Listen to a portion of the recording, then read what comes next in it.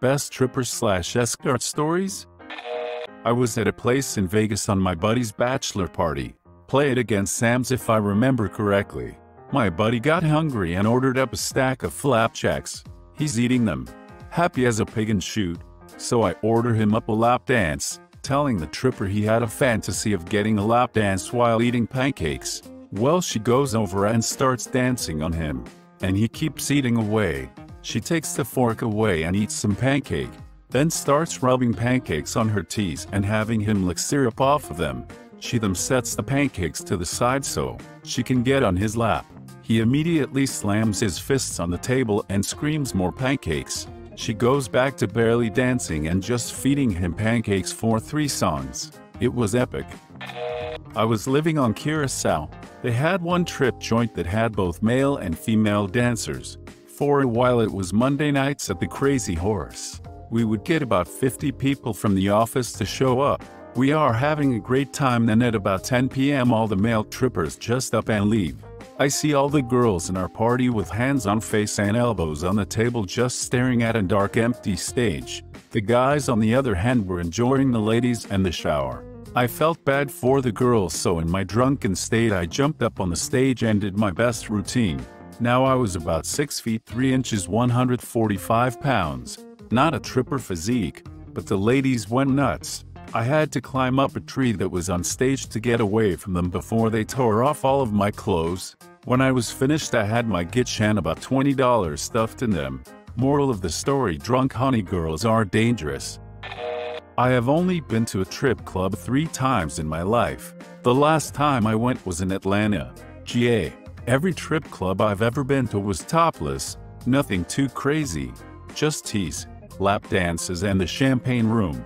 Well, we walk in and order a few beers on tap, walk over to the tripper bar, and sit down waiting for the next tripper Tanya to come out. We are drinking, waiting patiently when the light kick, the music starts to thump, and here she comes trotting down the runway. She makes quick work of her costume and dances around doing a fairly basic routine.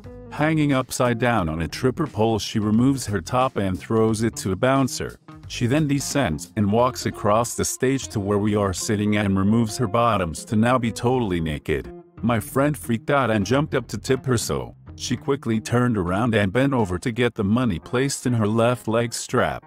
She then stands back up, turns around and shakes her ass in front of me. And that's when I see it. A single hair falls from her ass crack and slowly drifts its way down, glowing in the club lighting. I watch it in slow motion as it falls into my beer and curls as it touches the liquid. I looked at it and started laughing in disgust at what had just happened. I called my friends over to show them when one of them pointed out the particles that came with it. I had floating Ebola in my freaking $8 beer. While in Okinawa, I went to this one trip club a few times on outside of Gate 2 of Kadena Air Base. It's called the President's Club.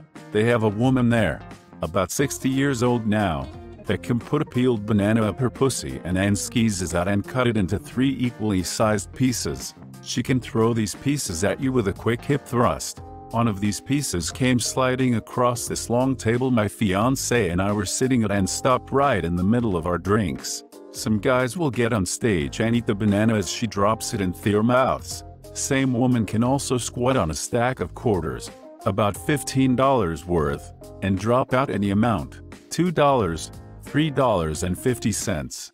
Extreme talent she has. Every now and then I like to go out and see the peelers with my guy friends. One night, we're out watching boys and drinking beers when this goth chick struts onto the stage and does this Shrexy fire show. The highlight of her time on stage was rubbing this clear gel on her cooch and setting it on fire. The fire only lasted a few seconds, but it left an impression on my memory. I was very amazed. At a trip club, there was a dancer that started using the pole.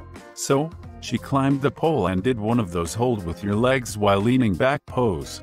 Well, when she leaned back, her wig fell off, revealing her bald head. I was actually surprised she didn't fall off the pole as she was laughing too hard. Another time, I wasn't there, but I was told that 2 of my friends got drunk in Perverts Row and just started banging their fists on the stage. Eventually, 2 trippers took them both to the lap dance section. 10 songs later, They realized that the tripper was looking for $200 each. They had to be escorted to the ATM by the bouncer to get the money. 23rd birthday, at a strip club. We'd been frequenting for a while. $2 cover. We'd always bring girls, and the bartender liked us, so she's have a couple of free pitchers waiting for us. We're sitting there talking and drinking. Some of the dancers are hanging out since they knew us, and someone starts talking about David Blaine and his magic levitation trick. So one of the dancers stands up and says, "Did you say lactation? Because I can still do that. I'm 32 and my kid is 15, but for some reason I could always make milk since then." Then she squeezes one of her nipples, and milk squirts out about 3 or 4 feet right onto my friend's pant leg. The look of horror on his face was totally priceless, and the sounds of disgusted laughter from the rest of us drowned out the music playing through the PA. I don't go to strip clubs anymore. I was in Austin, TX, for a college buddy's wedding. After he and the missus left the reception, we kept pounding the open bar. When the bar shut down and the hotel kicked us out, the only logical thing to do was go to a strip club. We could hardly find our own asses with our hands at this point, so we told the cabbie we got to take us to the best strip joint in town. I don't remember much after we got there due to a series of increasingly poor drink decisions, but the last thing I clearly remember is a stripper with a wicked tattoo of an ivy vine that curled from her neck left shoulder down and around her torso and down to her right ankle. She did a handstand in my lap, put her throat on my crotch and started humming. I'm pretty sure I told her I loved her. As a geeky 17-year-old girl in college, I moved in with my friend and one of her friends to find out that they were trippers at a few high-class places in San Francisco.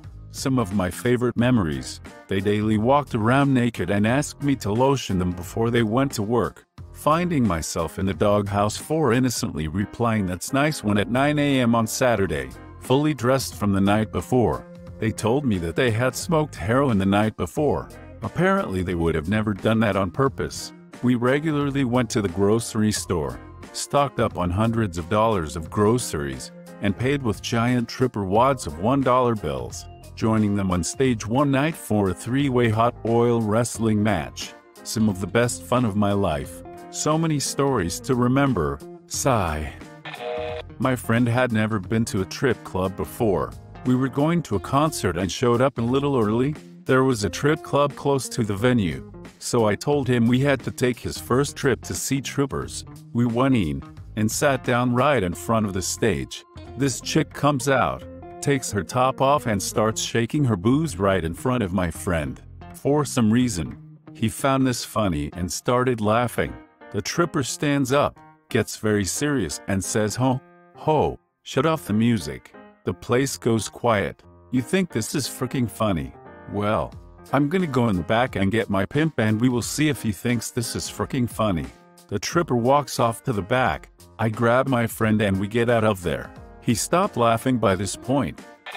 So me and my friend go out one night and decide after a couple of drinks to go to the local strip club.